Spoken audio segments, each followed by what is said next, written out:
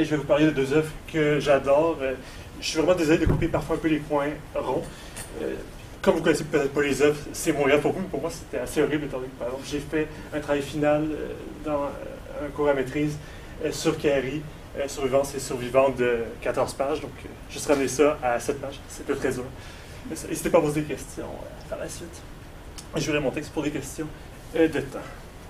J'ai commencé cette présentation avec une citation du BDiste britannique Alan Moore sur la potentialité du risque. Je vais mettre la citation parce que mon anglais est vraiment pas fameux comme beaucoup d'entre vous. Take risk, fear nothing, especially failure, as a living and progressive process. Your writing should constantly be looking for the next high wind sweep precipice to throw itself over. Don't worry about going too far. There is not a too far. La citation de Moore explicite la capacité de la fiction à repousser les frontières de l'imaginaire à partir desquelles nous nous définissons. Ceci est un enjeu d'autant plus significatif avec le phénomène de la transfictionnalité tel qu'étudié par Shingley, qui permet de revisiter des œuvres canoniques. Avant d'aborder mes deux œuvres, je vais énoncer un constat malheureusement flagrant pour nous tous, dans lequel on a déjà un peu parlé, c'est-à-dire le ratio homme-femme dans la culture, qui est toujours assez pitoyable. J'ai noté assez le test Bechdel, comme beaucoup l'ont fait, en mentionnant son taux de réussite, qui était de 57,5% en 2015, selon Wikipédia. L'effacement de personnages féminins potentiellement forts derrière des héros diégétiquement élus est également un problème culturel récurrent qu'on retrouve dans l'ensemble de la culture. Ce trope produit un résultat absolument fantastique dans la mesure où il permet de placer un jeune homme qui n'a rien de si exceptionnel en soi comme héros du récit et empêche les personnages féminins de l'égaler malgré leur persévérance, étant donné sa fonction diégétique. Cela fait que les personnages féminins qui ne sont pas placés au premier plan par la fiction peuvent être récupérés par des femmes ou des auteurs consacrés, l'un n'empêche nullement l'autre d'ailleurs. Ainsi, on peut se plaire à imaginer Hermione Granger comme héroïne de la saga Harry Potter, qu'il faudrait dès lors renommer, et ainsi modifier les noms de chaque tome en fonction de la place indéniable qu'elle possède dans le récit, comme le fait Flocinociniilipification. Bon, je me suis pratiqué pour ce nom-là. En effet, la magicienne adresse souvent à son ami à lunettes de précieux conseils qu'il ignore durant la plus grande partie du récit. En fait, le principal danger qu'il y aurait à confier la narration à Hermione serait le risque d'atteindre trop rapidement la réponse à la ligne du tome, étant donné qu'on supprimerait du même coup les aléas de l'orphelin. Les titres sont bien sûr souvent humoristiques, et j'aime particulièrement le deuxième, qu'on pourrait traduire par « Bien qu'Hermione soit la plus compétente que toutes les autres, elle est dans le coma ». Ainsi, devant cet indéniable manque de diversité d'un large port de la culture, je vais m'intéresser à des personnages qui, plutôt que de subir l'effacement, choisissent d'en faire leur stratégie afin de mieux réapparaître aux yeux du lecteur en se mettant en scène par l'intermédiaire de la fiction dans de véritables tableaux transfictionnels. Je vais analyser en ce sens la bande dessinée indienne Carrie d'Amrita Patil et le comique Lost Girl d'Alan Moore et Melinda Gavey. Les différents personnages problématiques sont particulièrement intéressants dans la mesure où les protagonistes se manifestent dans des sociétés elles-mêmes problématiques. Dans Lost Girl, il s'agit de la société victorienne avec sa façade de respectabilité malgré ses violences sociales et sexuelles qui vont cumuler à la Première Guerre mondiale. Dans Carrie, il s'agit de l'uniformité et le machisme de la société indienne contemporaine. Face à une société codifiée et au regard bienfaisant et paternaliste, la résistance s'articule à travers la subjectivité des héroïnes. Les images et les textes transcendent souvent les cases. Le texte se retrouve souvent en dehors même des cases et de la mise en page traditionnelle. Ainsi surgissent les voies narratives des personnages qui résistent à la mise en page classique du médium. On échappe de fait plusieurs fois au modèle classique du gaufrier pour produire de véritables tableaux qui remplissent l'entièreté de la page. Les filles démultiplient les métamorphoses diégétiques en s'inspirant d'autres femmes fortes et en dépassant ainsi les représentations archaïques assurément présentes dans leur société. Que ce soit dans les boîtes de nuit ou dans l'auberge autrichienne, les femmes peuvent se rassembler pour se redéfinir dans le plaisir de la sexualité et de l'imaginaire. Ces lieux échappent à la rigueur de la société normalisante. Un autre monde peut ainsi exister et s'éloigner de la tyrannie de dictature de l'image de Smog City ou de la violence virile du début de la Première Guerre mondiale. Le concept de paratopie de Megno rend merveilleusement compte des enjeux de la spatialité. Il s'agit d'une localité paradoxale qui n'est pas l'absence de tout lieu, mais une difficile négociation entre le lieu et le non-lieu, une localisation parasitaire qui vit de l'impossibilité même de se stabiliser. La représentation des lieux est à la fois précise et ouverte. Si nous avons une bonne idée d'où nous nous trouvons géographiquement parlant, la narration exprime la subjectivité des héroïnes qui s'inventent un espace vaste de résistance et de possible. Smog City est un exemple de lieu en soi ambigu. Le lecteur reconnaît évidemment Mumbai, mais il s'agit d'une ville imaginaire qui permet d'insister, en focalisant visuellement par l'éternité et le style graphique, sur certaines tensions spécifiques aux enjeux de la société indienne contemporaine, notamment la pollution et l'uniformisation sociale. Observons un lieu plus précis. Maintenant, deux images du Crystal Palace sont montrées au lecteur. La première se compose de l'aura magique qui entoure le conte indien éponyme, tandis que la seconde est complètement réaliste. Une longue liste accompagne d'ailleurs l'image de l'appartement de l'héroïne, indiquant tous les accessoires que les 5 colocataires doivent posséder en produisant ce que Barthes appelle un effet de réel. Ce sont de fait souvent les petits détails de l'existence qui permettent d'ancrer les personnages dans le monde réel. Un plan détaillé de l'appartement montre d'ailleurs non seulement les pièces et les chambres des personnages, mais aussi tous les meubles et les accessoires présents dans la maison. L'ensemble est assurément plus bordélique et hétérogène que l'homogénéité du conte classique, qui place sensiblement toujours les mêmes éléments de l'avant. L'auberge dans les Alpes autrichiennes offre un cadre idyllique, comme vous pouvez voir à l'écran. Le voyage en ce lieu favorise le renouvellement avec sa nature enchanteresse pour ses filles étrangères, anglaises ou américaines. Ce lieu se trouve en outre à l'écart des graves agitations politiques. Nous sommes aux seuls événements qui vont mener à la Première Guerre mondiale avec l'assassinat de l'archiduc d'Autriche en 1914. L'endroit évoque plutôt l'exotisme et le romantisme, avec par exemple le flânage dans les environs, le contact avec la nature et l'art nouveau qui est omniprésent dans l'hôtel, le divertissement avec le cerf-volant et l'usage de la langue française de l'aubergiste Monsieur Rougeur. Il y a rupture et affranchissement avec une société hypocritement puritaine dans laquelle le corps doit être, ou du moins paraître bien caché, sous peine de libérer des pulsions sexuelles insatiables, où le corps féminin doit être dominé. Les trois filles apparemment inconnues et perdues dans les Alpes laissent progressivement ressurgir de leur histoire passée, disons, les différentes traumas qu'ils ont eus. Malgré ces passages sombres, la fiction permet de produire son propre espace où il devient possible de mieux s'accepter en se réconciliant avec son passé. Les différentes filles refusent la fonction d'un rôle fixe, tant d'un point de vue professionnel et narratif que sexuel. L'hétéronormativité s'oppose à la pansexualité. Les deux œuvres présentent les héroïnes ayant une sexualité qui va progressivement échapper complètement à une logique binaire. Ce qu'exprime Carrie s'appelait également aux trois héroïnes du comique. Tour à tour, les filles me maternent et me draguent ouvertement. Ne vous méprenez pas, la femme hétéro, c'est un mythe.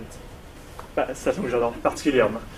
La sexualité permet d'illustrer le développement des visions du monde où deviennent fondamentales la flexibilité et l'ouverture à une myriade de possibles. La visibilité et l'invisibilité des personnages et des communautés deviennent un enjeu significatif à mesure que se développe un sentiment de sisterhood, contrepartie positive du boy club. En tant que lecteur, nous ne pouvons qu'observer l'errance des héroïnes qui échappent aux enjeux des événements déterminants selon un point de vue historique de leur monde diégétique. Ceux qui détiennent traditionnellement le pouvoir, les militaires ou les barbus, peuvent n'importe quand surgir bruyamment, que ce soit par l'éclat d'un rire gras et convaincu de son autorité et de sa bonne raison, ou par le tir du canon d'une arme à feu. Les yeux de Carrie, bien visibles à cause de l'utilisation du col qui accentue ses expressions, se contentent le plus souvent d'observer son environnement, dont ses écrits narrent efficacement les singularités. Elle-même passe pourtant généralement assez inaperçue sauf évidemment de ses proches, comme si la multitude de figures qu'incarne Carrie dépasse le commun des mortels. Je ne nommerai rapidement que celle de l'ange déchu et du super-héros. Les jeunes filles qui se rendent à l'agence de publicité où Carrie est stagiaire tentent de rayonner sur les photos et de contraster pleinement avec leur quotidien dur et morne. Avoir la chevelure idéale doit permettre une vue meilleure. Carrie préfère nettement le spectacle des fruits qu'elle n'a pas les moyens de se payer et avec lesquels elle peut momentanément jouer en les manipulant. Lost Girl insiste encore davantage sur l'aspect du visible. Deux exemples rapides. Premièrement, le dialogisme et le miroitement de la narration que représente le miroir d'Alice avec lequel commence et se termine le récit. Et le miroir est sans cesse présent dans la diégèse. Ensuite, la séquence de Wendy avec l'ombre en arrière-plan qui montre les désirs refoulés de la jeune femme dans cette société victorienne. Le titre de l'œuvre, Les filles perdues, réfère au garçon perdu de Peter Pan, enfant de l'imaginaire et contrepartie féminine. Il faut un temps au lecteur pour reconnaître les trois filles, Alice, Wendy de Peter Pan et Dorothée du Magicien d'Oz. Ces trois grands personnages féminins de la culture populaire ont vieilli en proportion du moment où leur conte a été créé, Alice étant la plus vieille, et ont naturellement changé depuis leur création, autant par rapport au temps diégétique que par rapport à la manière dont Moore relie ses contes classiques. Chaque héroïne a d'ailleurs un chapitre qui l'introduit avec un élément iconique. Nous avons déjà parlé du miroir pour Alice et de l'ombre pour Wendy, qui montre ce qu'elle aimerait, son imaginaire sexuel, contre la réalité décevante avec son mari infantilisant et conservateur. On reconnaît Dorothée avec ses souliers iconiques. Les personnages sont appelés tour à tour à conter leur histoire dans un cercle qui acquiert rapidement une dimension mythique où le plaisir de la fiction contamine le réel. Plus solitaire, Carrie rencontre Angel et développe une réelle affection pour cette femme plus vieille sur le seuil de la mort, qui aurait été sa supérieure si elle n'avait dû se retirer pour des raisons médicales. Les deux personnages se ressemblent, refusant les compromis et sans politesse feinte. Carrie l'accompagne durant son cancer et promet de remplir le rôle de passeur à la manière de Charon sur sa barque lorsque le moment sera venu. Le corps de l'héroïne cache d'ailleurs une trace, une marque, celle des ailes d'un ange déchu tatoué dans son dos, qui reste généralement invisible. En échange de partage, Angel lui montre ses prothèses mammaires. Comme les trois héroïnes de contes qui vont se dénuder au sens propre comme figuré pour dévoiler ce qu'elles sont, Carrie se met à nu plusieurs fois pour s'observer, en évoquant notamment son ancienne relation amoureuse avec Ruth, le personnage que vous voyez sur la planche de gauche. Juste avant de présenter son spot publicitaire Chevelure féerique, qui a remporté le prix le plus prestigieux en publicité, elle s'offre une coupe de cheveux symbolique en hommage à Angel. Comme elle l'explique, elle aurait pu opter pour une fiction en prétendant avoir besoin de cette coupe pour rejoindre l'armée ou pour un quelconque rôle dans un film, et je vais cependant l'inciter pour maintenir la vérité malgré l'air peu convaincu du coiffeur et doit inciter plusieurs fois pour avoir droit à son service. On passe de la métaphore du corps des protagonistes à la transformation du corps des œuvres mises en scène dans chaque récit. Plusieurs tableaux sont présentés et il est important d'analyser comment les œuvres originales sont revisitées et comment l'image est elle-même modifiée. Le peintre Avigdor Arica, dans Le regard et la peinture, explique qu'un tableau inclut toujours deux éléments, la peinture et l'image. La peinture est visible en dehors de la signification, l'image n'est visible que par la signification. La peinture révèle, l'image rappelle. Autant en littérature qu'en art visuel, les artistes reconnus sont très majoritairement des hommes, surtout lorsqu'on parle de classiques, d'œuvres intemporelles. Par exemple, Carrie va certes reprendre à titre d'hommage les deux Frida de Kahlo, mais surtout se réapproprier la scène de Da Vinci et Christina World d'Andrew Webb, tandis que Lost Girl redéfinit des classiques littéraires écrits uniquement par des hommes, les aventures d'Alice au Pays des Merveilles, Peter Pan et le Magicien d'Oz. Premier tableau. Dans la scène, à la place du Christ et de ses 12 disciples masculins, nous avons Carrie et ses deux colocataires féminins du Crystal Palace. Carrie s'éloigne du centre de la table, vide de nourriture, tandis que Billo est naturellement placé au centre. Les personnages féminins sont d'abord positionnés en fonction de leur respectabilité relative selon une conception très classique et archaïque de la femme, être belle et se trouver un mari. La plus belle, d'une beauté un peu sacrifiée, est au centre et devient ce Christ qui fume. Le Christ devient une femme qui a faussement pensé s'émanciper par quelques extravagances occidentales avant de rentrer dans le rang et de se casser. Delna, doublure de mains et de pieds dans la publicité, prend la deuxième place en partant du centre. Dans cette vision archaïque de la femme, Carrie ne peut être que Judas. Elle peut remplacer à la place de Judas en ayant la même posture.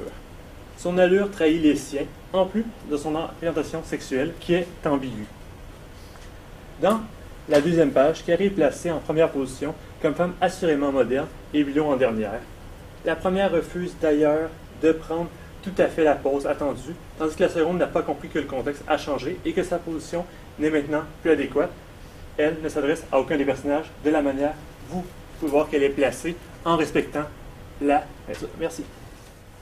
Ensuite, très rapidement, avec les deux Frida qui ouvrent l'œuvre, nous avons l'amour initial et impossible entre Ruth et Carrie. Ruth prend un mari, comme le lui rappelle sa mère. Christina World présente la survivance de Carrie avec son deuil amoureux de Ruth et le début de son errance. On retrouve aussi le fameux plan du film American Beauty qui devient le plan final du spot publicitaire de chevelure féerique qui est mis en contexte à l'aide du conte de la Belle au bois dormant avec l'inévitable piqûre de l'aiguille. Ensuite, retournons à nos contes. Ce qui est important de comprendre à propos d'Alice, de Dorothée et de Wendy, c'est qu'elles n'ont pas vraiment vécu les aventures extraordinaires que nous leur connaissons. C'est à travers la rémémoration et la narration de leur expérience aux deux autres personnages féminins que va se cristalliser la multitude de rencontres mythiques et dans le cadre du récit assurément sexuel.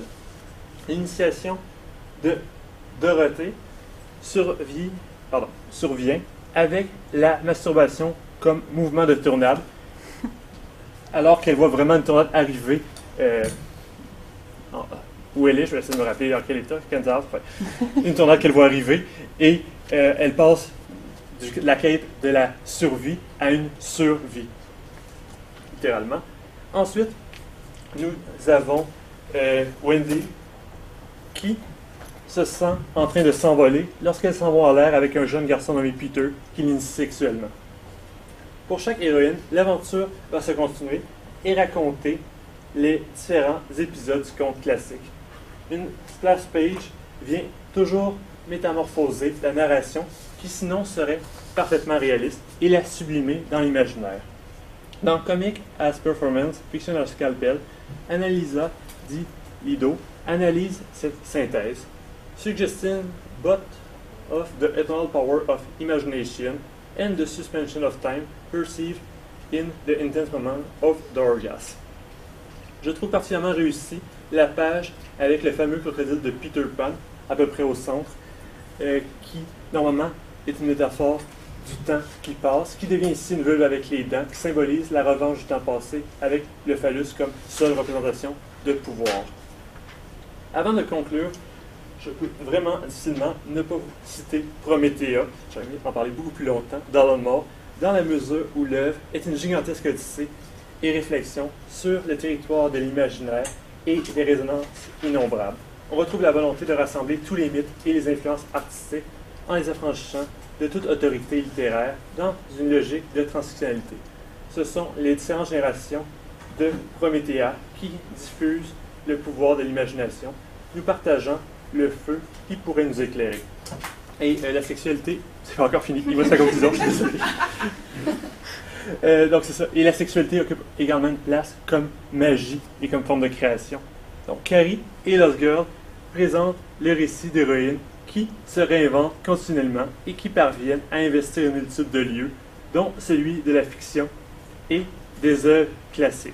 L'année passée, je m'étais intéressé à Cyborg Ali, à l'immortelle Wilhelmina Murray et à la fille pirate du capitaine Nemo et à leur confrontation contre les aberrations de leur société en tant que guerrière.